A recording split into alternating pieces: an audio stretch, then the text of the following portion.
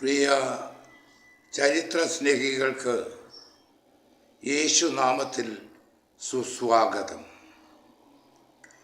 ഉദയംപേരൂർ സൂനകദോസിന് മാത്രമല്ല, മറ്റ് പല പ്രാദേശിക സൂനകദോസുകൾക്കും കാരണമായി തീർന്നത് ട്രെൻഡ് കൗൺസിൽ ആയിരുന്നു എന്നതിനാലാണ് ഈ വിചിന്തനത്തിൽ ആ വിഷയം വിശകലനം ചെയ്യുന്നത് എന്ന് അറിയിക്കട്ടെ.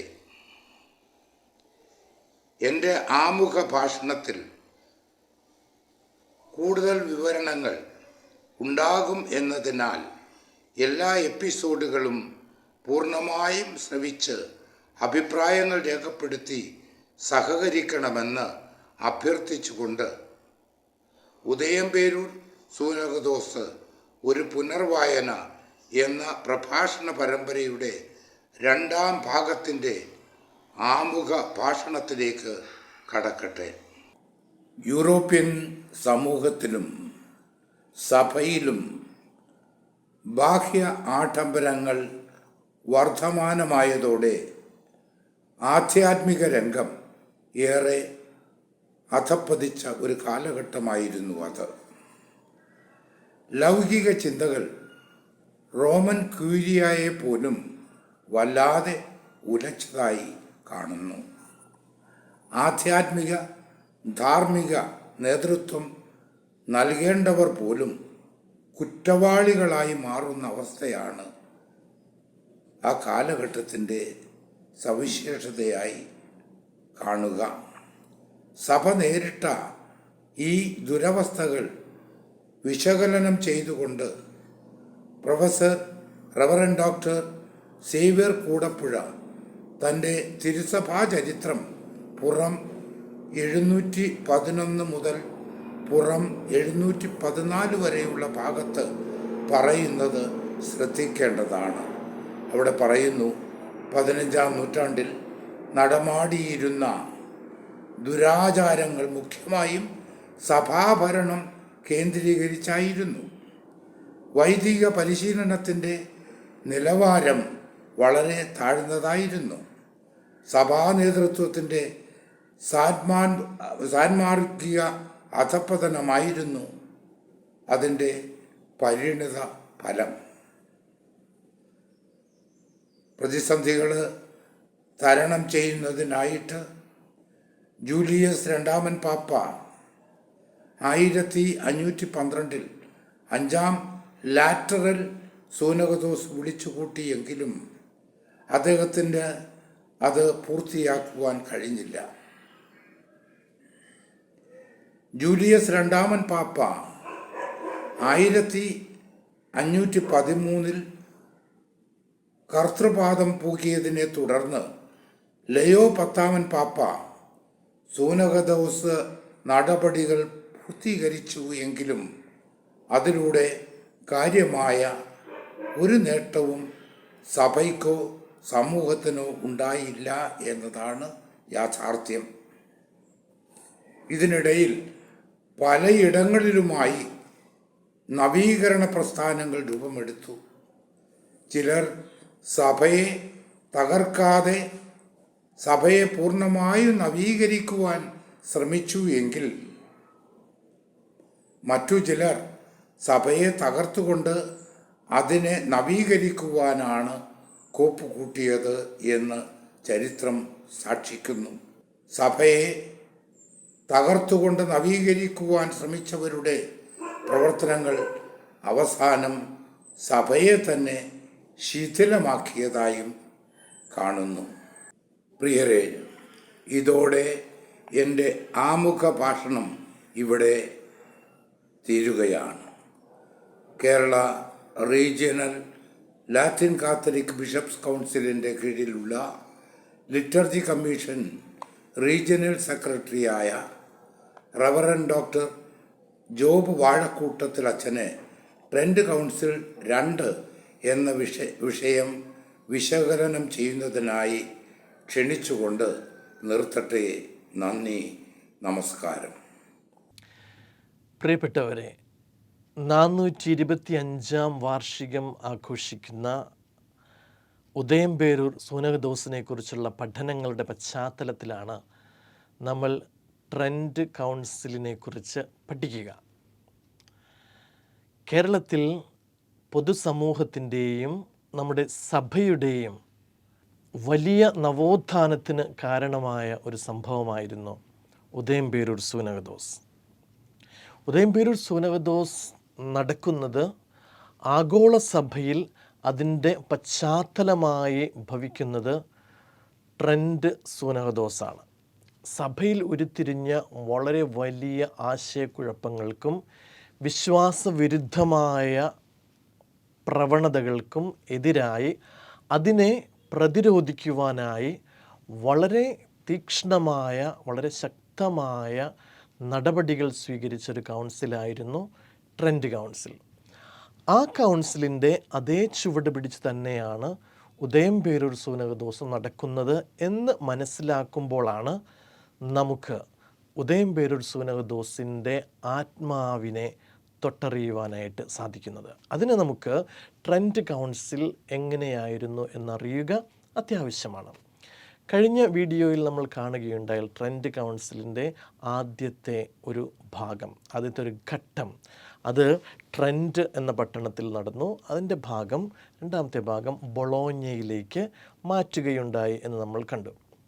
അങ്ങനെ ബൊളോഞ്ഞയിലേക്ക് ഈ സ്ഥലം മാറ്റം വന്നതോടുകൂടെ വളരെ വലിയ അഭിപ്രായ വ്യത്യാസങ്ങളുണ്ടായി. ആദ്യം പരിശുദ്ധ പിതാവിനും ഈ സ്ഥലം മാറ്റം അത്രയധികം താല്പര്യമില്ലായിരുന്നു. ചക്രവർത്തിയും അതിന് എതിരായിരുന്നു. അങ്ങനെ ട്രെൻഡ് എന്ന പട്ടണത്തിൽ പൊട്ടിപ്പുറപ്പെട്ട സാമൂഹികവും രാഷ്ട്രീയവുമായിട്ടുള്ള തടസ്സങ്ങളും പിന്നെ അവിടെ പൊട്ടിപ്പുറപ്പെട്ട സാംക്രമിക രോഗങ്ങളുമാണ് ബൊളോഞ്ഞയിലേക്ക് ഈ കൗൺസിലിനെ മാറ്റുവാനായിട്ട് കാരണമായത് എന്ന് നമ്മൾ കാണുകയുണ്ടായി.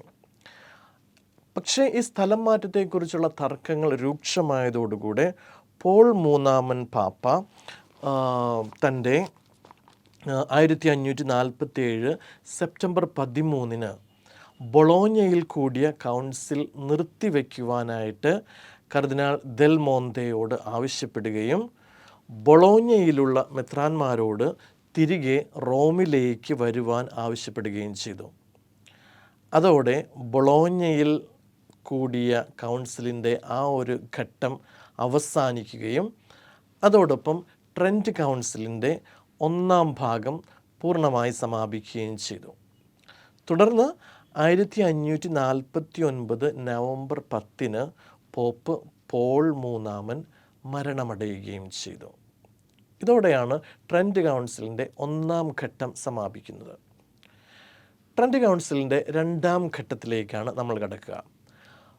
പോൾ മൂന്നാമൻ പാപ്പയുടെ പിൻഗാമിയായി ട്രെൻഡ് കൗൺസിലിൻ്റെ ആദ്യത്തെ കർദിനാൾ ഡെലഗേറ്റ് ആയിരുന്ന കർദിനാൾ ജോവാന്നി ദെൽ മോന്തെ തിരഞ്ഞെടുക്കപ്പെടുകയും ജൂലിയസ് മൂന്നാമൻ എന്ന പേര് സ്വീകരിച്ച് പത്രോസിൻ്റെ സിംഹാസനത്തിലേക്ക് അദ്ദേഹം ആരോഹണം ചെയ്യുകയും ചെയ്തു. സ്ഥാനമേറ്റെടുത്ത ഉടൻ തന്നെ കൗൺസിൽ പുനരാരംഭിക്കുവാനുള്ള പ്രവർത്തനങ്ങൾ ആരംഭിച്ചു. 1550 ക്വാം അദ് തൊളെന്ത എന്ന അദ്ദേഹത്തിൻ്റെ തിരുവെഴുത്തിലൂടെ കൗൺസിൽ രണ്ടാമതും വിളിച്ചു ചേർത്തു. അങ്ങനെ ചക്രവർത്തിയുടെ പ്രതിനിധികളായ 14 മെത്രാന്മാർ, റോമിൽ നിന്നുള്ള പ്രതിനിധികളായ മെത്രാന്മാർ, അവരെ കൂടാതെ കൗൺസിൽ ഡെലഗേറ്റുകളായ കർദിനാൾമാരും മെത്രാന്മാരും, അങ്ങനെ ഇവരെല്ലാവരും ചേർന്ന് 1551 മെയ് 1 കൗൺസിലിൻ്റെ 11ാമത്തെ സെഷൻ ട്രെൻഡിൽ ആരംഭിച്ചു. ദിവ്യകാരുണ്യം എന്ന കൂദാശയെക്കുറിച്ചായിരുന്നു പ്രധാനമായും ഈ സെഷൻ ചർച്ച ചെയ്തത്. 12ാമത്തെ സെഷന് ശേഷം 13ാമത്തെ സെഷനിൽ വെച്ച് ദിവ്യകാരുണ്യം എന്ന കൂദാശയെക്കുറിച്ച് കൗൺസിലിൻ്റെ പ്രമാണരേഖ പുറത്തിറക്കി. ദെ സാക്രത്തിസിമ സാക്രിഫിച്ചും യേശു ക്രിസ്തി എന്ന ഈ രേഖയിൽ 8 അധ്യായങ്ങളും 11 കാനോനകളും ഉണ്ടായിരുന്നു. യേശു ക്രിസ്തുവിൻ്റെ ഏറ്റവും പരമപരിശുദ്ധമായ ദിവ്യബലി അർപ്പണം എന്നാണ് അതിൻ്റെ മലയാള പരിഭാഷ. അപ്പോൾ ദിവ്യകാരുണ്യത്തിലെ യേശുവിൻ്റെ യഥാർത്ഥ സാന്നിധ്യം, the real presence of Christ, ദിവ്യകാരുണ്യ സ്ഥാപനത്തിൻ്റെ കാരണം, the reason of the institution of Eucharist. മറ്റു കൂദാശകളേക്കാൾ ദിവ്യകാരുണ്യത്തിനുള്ള ഉന്നതമായ സ്ഥാനം.